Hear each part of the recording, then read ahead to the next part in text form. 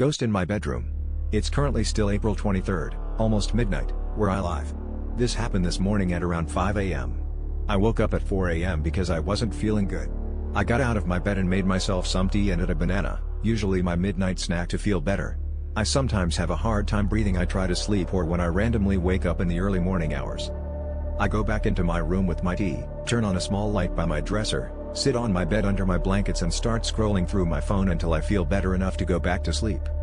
To make this easier to picture as I explain, my bed is up against the wall in the farthest corner of my room, but my room is pretty small, facing my bedroom door, open closet, no doors, and my door mirror on the little wall space between the two. As I'm scrolling through my phone, what looks like a black figure floats across my mirror very closely towards the front of it. I quickly turn my head up and see nothing. I'm skeptical, but I go back to looking at my phone. 10 seconds later, I randomly look up again and see a black figure floating and slightly peeking out behind my shelf, only the upper part, which is actually right beside my bed about 3 feet away. It appeared for only 3 seconds before quickly fading away behind my shelf. I froze and did not blink for about 5 seconds. I knew what I saw. And I couldn't believe it because I am nearsighted, can't clearly see or read shit from a certain distance, and yet I saw it perfectly. My mirror is not in line with my bed so I can't actually see myself, but I could still see in my own mind how my face just dropped in fear. I quickly noped the fuck out of my room and went into the living room where my dad was sleeping and sat there for a minute thinking about what I just saw.